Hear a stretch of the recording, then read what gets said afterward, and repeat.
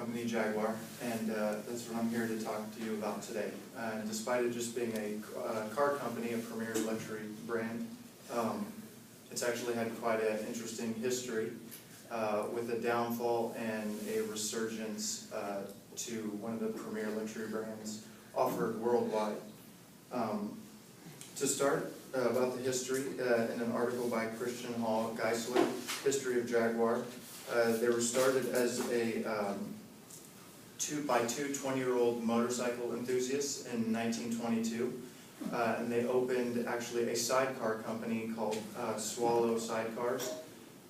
They were a premier luxury sidecar, and they would sell them as an addition to your motorcycle, which was very popular in the UK at the time. It wasn't actually until 1935 that they took a chance and a risk, and they made the Jaguar SS90, and that was their first actual production car, or a concept car, I should say. With great reviews, they continued to produce the 90, the 100, the 120, and then the 140. But it wasn't actually until 1951 with the investment and creation of the Jaguar C-Type that they actually made a name for themselves by winning the 24-hour of Le Mans that year on its actual first race ever and first race as a team. From there, they continued to have good success with the C-Type and with the creation of the Jaguar E-Type in 1961, which continued to have good racing success, but mostly it was a successful production car.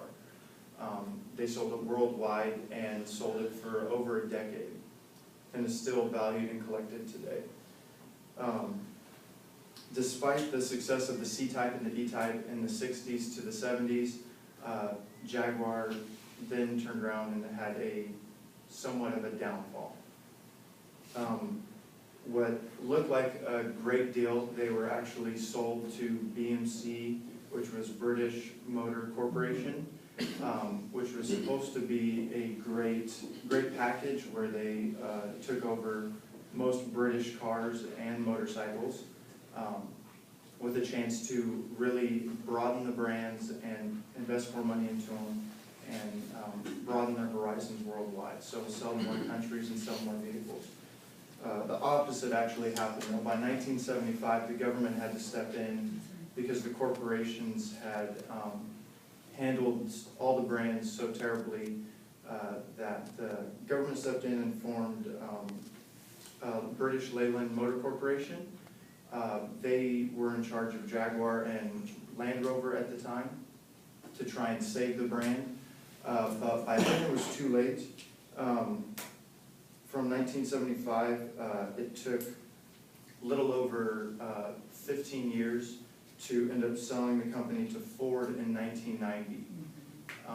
Once Ford took it over, they tried to make it a mainstream brand by adding price-friendly competition for BMW and Mercedes in the X-Type and the S-Type.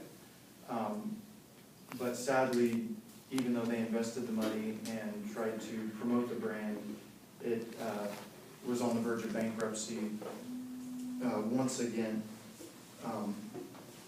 It wasn't until 2008 when they were sold to Tata Motors, which is actually ironically a motor company out of India, that they've kind of had new successful and resurgence. This is a clip from their 2014 ad campaign, and it kind of shows a new model, but at the same time incorporates kind of what Jaguar is as a brand and what they tried to do through each of their cars.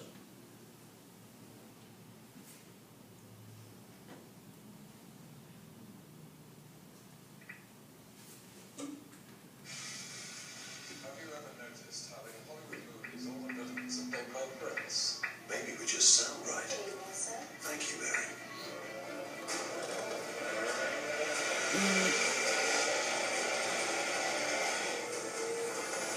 We're more focused. More precise. We're always one step ahead. With a certain style. And I think you too. And we're obsessed by power.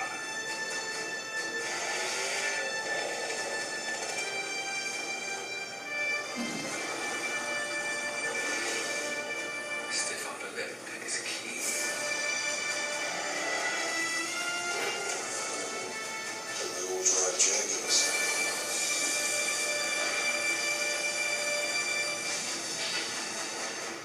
Oh, yes. It's good to be bad.